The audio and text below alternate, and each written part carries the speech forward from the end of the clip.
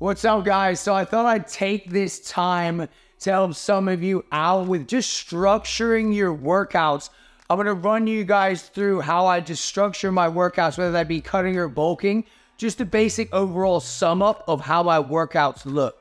Throughout my almost 16 years of training, it's pretty much relatively run along the lines that I'm going to run you guys through.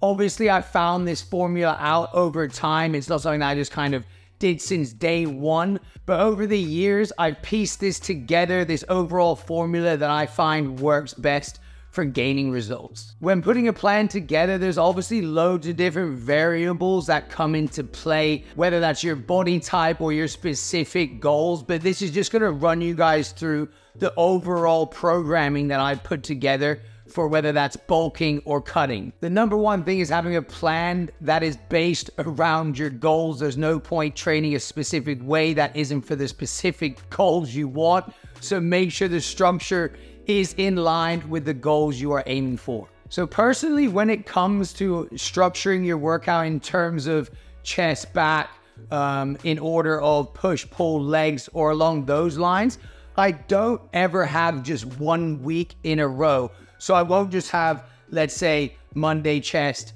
Tuesday back, whatever in that order. What I'll have is a layout of week 1, week 2, week 3, or I'll just have week 1, week 2. I'll never just have 1 week that's going to happen every single time. So I have a week 1 of every specific muscle group with a type of training within that.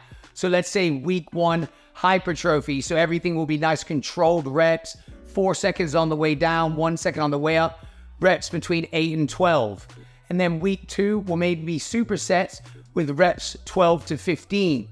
Or I could do something like week 1 could be a bro split, chest, back, arms, legs, along those lines. And then week 2 can be push-pull legs. But I won't just do push-pull legs, push-pull legs, push-pull legs, push-pull legs. So I'll do a push-pull legs week, then like a bro split, then a push-pull legs and a bro split. Or like a bro split, a push-pull legs, then a superset drop set week. You know, so I'm never just kind of doing the same week in order, but I will repeat them so there is structure. So I have week 1, week 2, week 3, week 1, week 2, week 3, or week 1, week 2, week 1, week 2. And I also do this, which kind of makes it a bit more complicated, is so within my 12 to 16 weeks, I'll have 4 weeks of kind of weeks 1, week 2, week 1, week 2. And then in the next section, I'll have kind of weeks 2, 3, weeks 2, 3. So you're never just going to be walking in the gym and kind of doing bench press Monday every single time. It's going to be changing, keeping things interesting. And this is how I just help keep my motivation high. You know, it does get repetitive and very boring if you have 1 week that you're just doing over and over again. So if you have like a week 1, week 2, week 3, it's always changing, always keeping it interesting. And that's how I've stayed motivated over my years of training. When walking into the gym, obviously you're going to kind of pick out your exercises that you want to do. Obviously, I have structure in my workout. Sometimes I'm going in and I don't have a set workout laid out, but I know within my head from all my past training, the rough basis of what I'm going to do. So I always do my warm up, but I'll always kind of start with a more compound lift.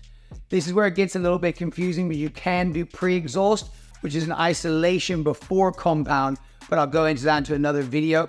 But generally speaking, I'll go into a compound lift first, and then throughout the plan, they'll go more isolation. So for instance, on back day, starting with pull-ups and then doing a bent over row, and then further towards the end of the plan, doing a more machine single arm row or a machine pull down, just something more isolated rather than your big compound lifts at the beginning, which I recommend doing for every single muscle group. When it comes to reps and sets, this relates back to when I spoke about having more than one different week when you go into the gym. So kind of that week 1, you can focus your exercises mainly on kind of 6 to 8, and then the next week kind of 8 to 12. Or what I also like to do is at the beginning of my workout, my more compound lifts, I'll do them slightly heavier, but still on the hypertrophy range, kind of 6 to 8 to 10. And then more towards the end with my isolations, I'll be doing more kind of 10 to 12, even up to 15.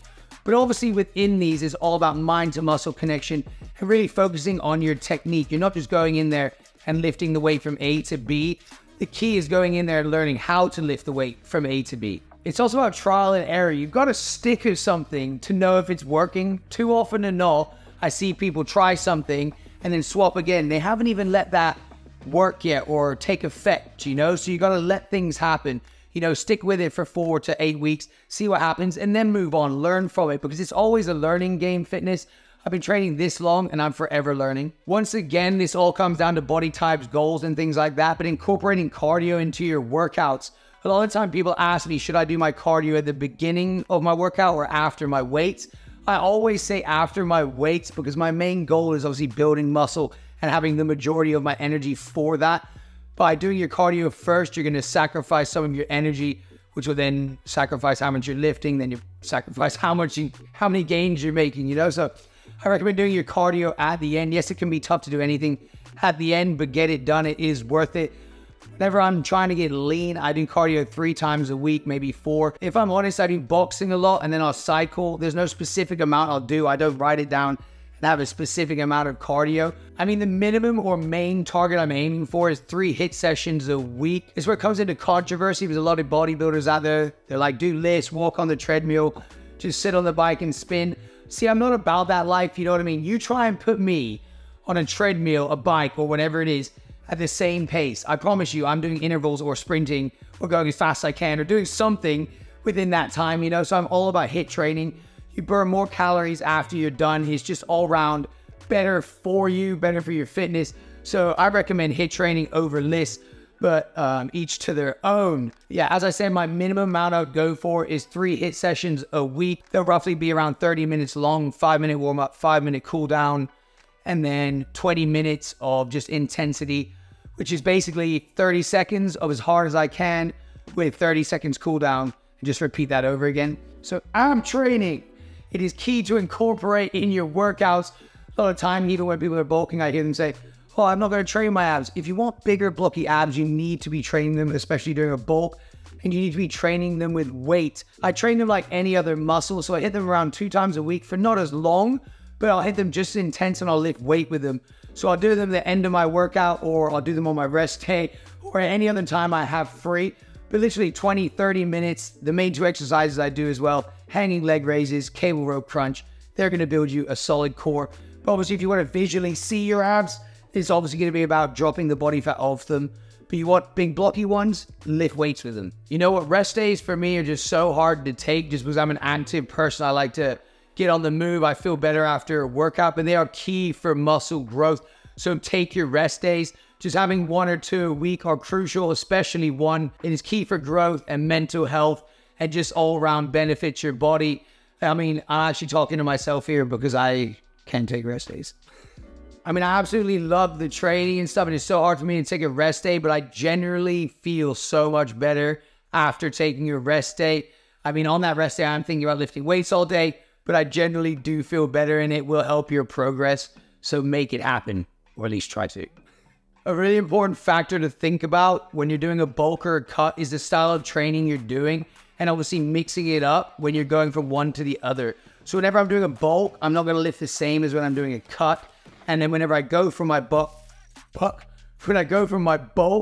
to my cut, it's going to change. So obviously my body gets a good fresh hit of something new. Because obviously I don't just want to continue the same sort of training along with changing my diet. I want to change them both together.